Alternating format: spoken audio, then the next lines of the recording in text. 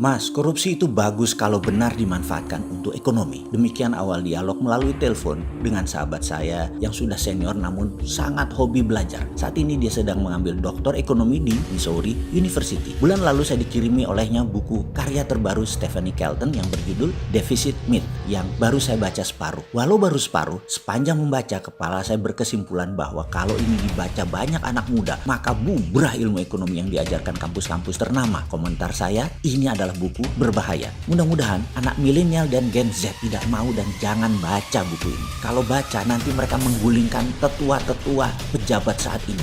Pokoknya jangan baca. Biarlah anak muda ini tetap main TikTok, e-games dan sosmedan saja. Jangan jadi pinter. Kalau anak milenial baca buku ini, lalu nanti ketika menjadi pengelola negara di tahun 2024 dipakai, bisa-bisa jadi negara superpower Indonesia di tahun 2045. Di mana hal ini mempermalukan generasi tetua sekarang yang menjabat, yang sudah diingatkan, disarankan untuk ubah segalanya sekarang agar tahun 2030 jadi nomor 1 Indonesianya. Tapi tetap ngotot pakai cara lama yang belum terbukti dan jalan dengan baik. Tapi saya yakin anak muda milenial nggak akan baca buku-buku beginian. Saya juga yakin anak muda di bawah 40 tahun nggak akan punya biji untuk masuk ke dalam pemerintahan karena nggak berani melawan yang tua-tua. Walaupun milenial tahu semua bahwa old system doesn't work, saya yakin nggak akan berani anak-anak mudanya. Kalaupun berani, strateginya mereka nggak punya. Orang nggak pernah belajar bela negara. Memang secara sistemik anak muda ini memilih menerima dirinya dibodohkan agar memilih diam dan menjadi mati angin seperti saat ini. Anak muda dibuat inferior sejak 20 tahun yang lalu by sistem. Saya yakin nggak punya cukup modal anak muda sekarang untuk menjadi pemimpin bangsa. Kalaupun punya, pasti nggak bisa merapatkan barisan. Kalaupun punya, pasti nggak bisa membangun organisasi yang solid, masif, militan. Pasti. Buktinya sekarang hanya bisa berkoar-koar di sosmed, sporadis, tidak bersatu, tidak satu suara, juga nggak membangun struktur, nggak membangun karya produktif, nggak membangun peacock effect. Jangan tanya lagi peacock effect itu apa, baca tuh Wikipedia. Boro-boro di tahun 2024. Sekarang saja di tahun 2020, anak usia di bawah 40 tahun yang merupakan 60% populasi pengen menguasai ekonomi aja belum tentu berani. Paling pol jualan-jualan barang-barang Tiongkok di digital platform,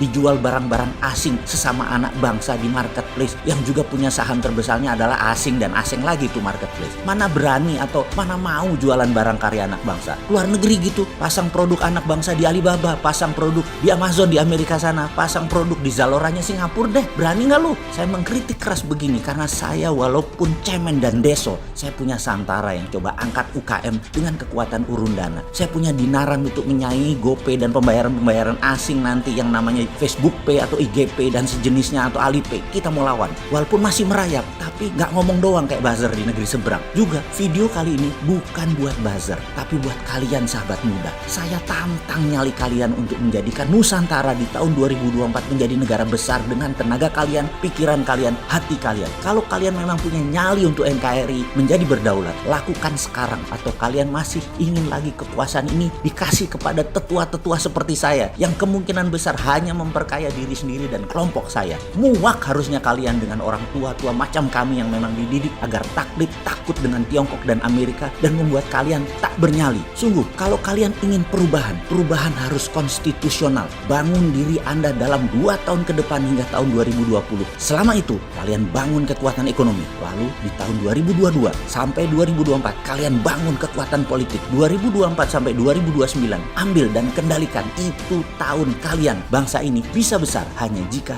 dikelola mereka yang mengerti perkembangan zaman. Ribuan buku baru, pengetahuan bagus terbukti, sangat efektif bisa dijalankan, tersedia ilmu baru yang up to date, siap kalian gunakan. Kalau kalian berani, tinggalkan Keynesian. Ini era post Keynesian, ini era setelah Keynesian. Nggak ngutang lagi cara mengelola negaranya. Saya pesimis dan sudah patah arang dengan yang ada pada saat ini yang menjabat, bahwa mereka akan paham maksud dari ilmu post Keynesian. Post Keynesian kalau dijalankan sekarang, Indonesia terlalu maju dan berdaulat. Itu tidak boleh karena banyak orang yang nggak akan dapat jatah. Tidak siap tetua-tetua itu kehilangan mata pencahariannya dan jabatannya dengan susah payah, integritas dijual kalau perlu, dan hilang untuk itu gak akan mau mereka lepaskan. Janganlah dipaksa mereka memakai post Keynesian. Kasihan. Kalau post Keynesian kalian jalankan, bisa bubrah itu departemen-departemen sistem tua yang ada saat ini. Dan itu pasti tidak dimaui oleh para tetua yang sudah mapan di sana. Jadi biarlah mereka tetua-tetua itu menikmati for one last chance chance. Kita kasih kesempatan mereka membuktikan walaupun 1 tahun kemarin masih pontang-panting, tapi kita kasih kesempatan buat mereka.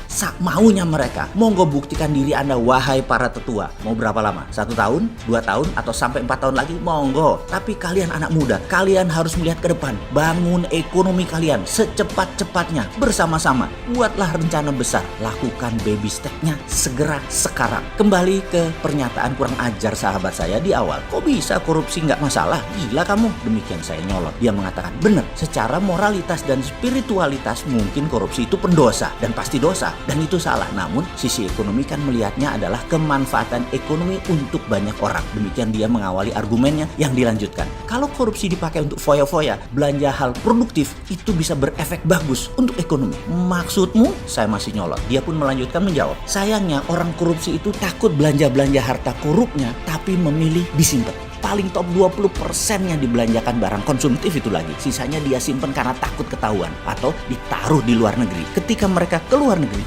tinggal di rumah milik mereka, belanja barang mewah, kendaraan, dan lain sebagainya, top aja. Lalu balik ke tanah air, disederhana-sederhanakan gayanya. Diperlihatkan penampilan naif dan lugu. Padahal udah ada sendiri yang jawab. Jadi kalau mereka para koruptor itu 100% memanfaatkan dananya di dalam negeri, apalagi untuk investasi sektor produktif, itu dana 11.000 triliunnya, gila ekonomi Indonesia majunya kayak apa. Itulah saya katakan kalau korupsi itu bagus kalau dimanfaatkan secara benar untuk ekonomi dalam negeri. Yang parah korupsi marak, duitnya hanya 10% dimanfaatkan dalam negeri dan sisanya disimpan atau dibawa ke luar negeri. Ambiar ekonomi negaranya. Sudah sektor swasta kering, proyek kering, duit dibawa ke luar negeri atau disimpan sama koruptor. Bagaimana bisa negaranya maju? Sungguh, ini hanya sanepo, ini hanya sindiran dan kiasan. Yang terbaik adalah dalam pemerintahan yang benar, tidak ada korupsi dan tidak ada bagi-bagi jatah, di mana dana 11.000 triliunnya dimanfaatkan semua di dalam negeri. Kalau itu terjadi, top markotop dah Indonesia.